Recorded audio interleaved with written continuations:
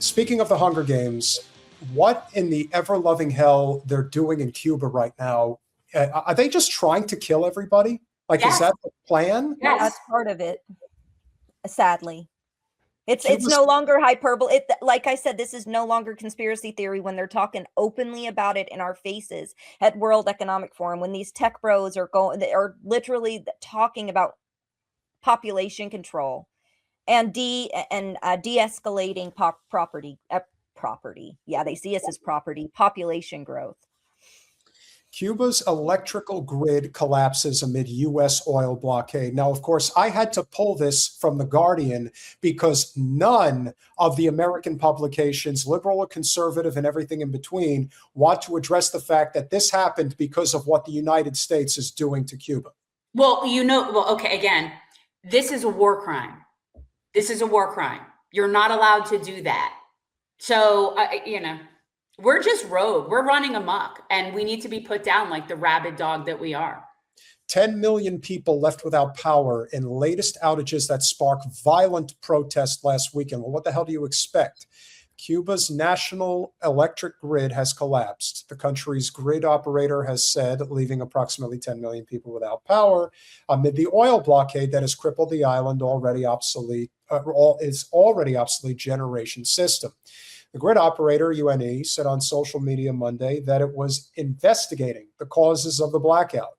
The latest in a series of widespread outages the last 4 hours or days, and that last weekend sparked a rare violent protest in the communist-run country. The U.S. has ratcheted up pressure this year on its longtime foe, Cuba. Yeah. Since capturing the Venezuelan president Nicolas Maduro, Cuba, most important foreign benefactor, in January, the U.S. president, Donald Trump, cut off Venezuelan oil shipments to Cuba and threatened to put tariffs on any country that sold oil to Cuba, strangling the Caribbean island's already antiquated grid. Cuba said on Friday that it was in talks with the U.S. with the hope of diffusing the crisis. Trump has said in recent weeks that Cuba is on the verge of collapse and is eager to make a deal with the U.S. Cuba has received only 2 small vessels carrying oil imports this year, according to the LSEG ship tracking data seen by Reuters on Monday. First tanker discharged fuel at the Havana port in January, coming from Mexico, which was a regular supplier to the island until then. The second vessel from Jamaica discharged liquefied petroleum gas, known as cooking gas, in February. Venezuela, once Cuba's main oil supplier, has sent no fuel to the island this year. Well, it would seem to me that perhaps the biggest problem here is that what has been done to Venezuela is now having a direct effect on Cuba, and we're just exacerbating the problem even further. But the question is, why are we doing that? So, Zeynab, do you want to say something before you have to head out? Do you want to put it? Yeah. Yeah, I mean, I think it's 2 things. I think one, they are encroaching in this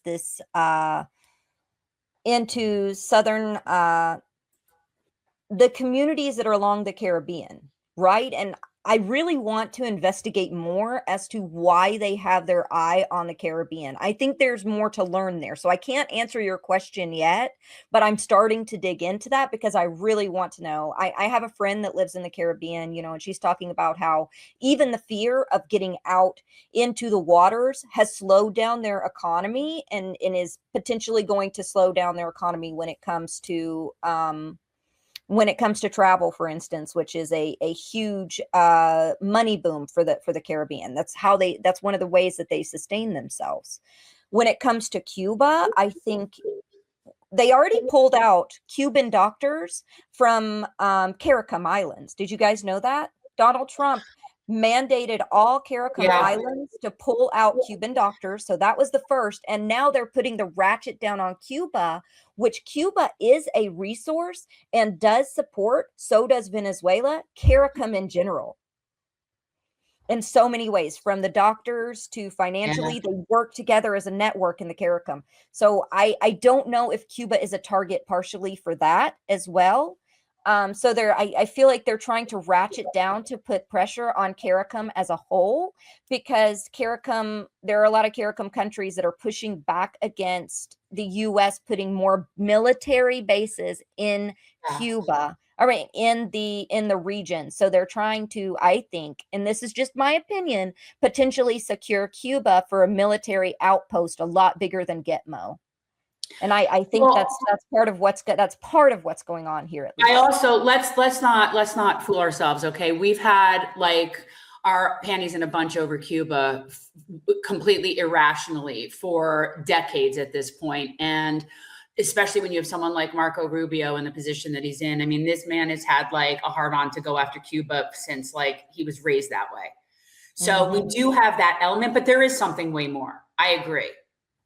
And Trump's acting like it's 1985. He's doing like 1985 politics. He's like, the Panama Canal. Exactly.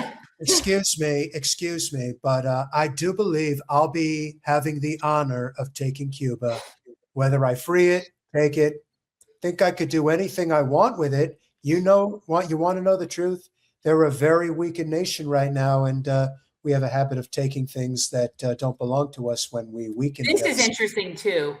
Zeynab, right? When is Obama going to close Gitmo? What didn't Obama promise to close down Gitmo? He sure did. He also promised to collapse the DHS and repeal the Patriot Act. But look at where we are. Look at where we are. Shocking. Oh my God. And he's a Democrat. Oh my God. So surprising.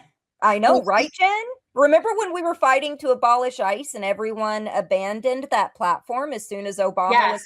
Because Jen was with us when we were fighting for that. So was Peter in 2020, 2017, 2018, 2019, 2020. Soon as Biden won, Democrats abandoned, just dropped it like a hot potato. But you know, I'm kind of thankful. Let me tell you, I am thankful that they did. Because now I'm not about abolishing ICE, right? Now I'm about abolition, period. Me too. So, and quite honestly, at a minimum, the DHS.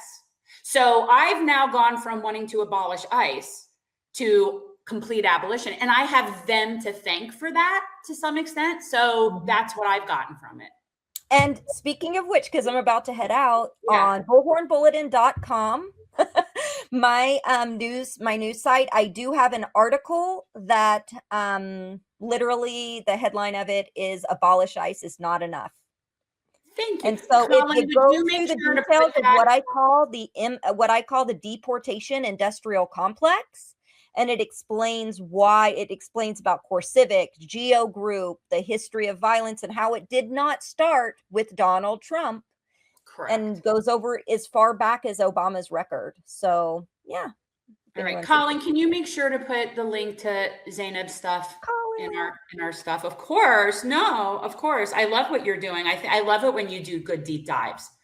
Final thought. I really think it's imperative that people understand that all the bravado and the bloviation that these guys are doing right now, talking about the Greater Israel Project and we're going to take over the Caribbean and all of this. Do you know how all empires collapse, ladies and gentlemen? It is almost universal throughout history. Once the currency is debased, it's not a question of if, it's a question of when.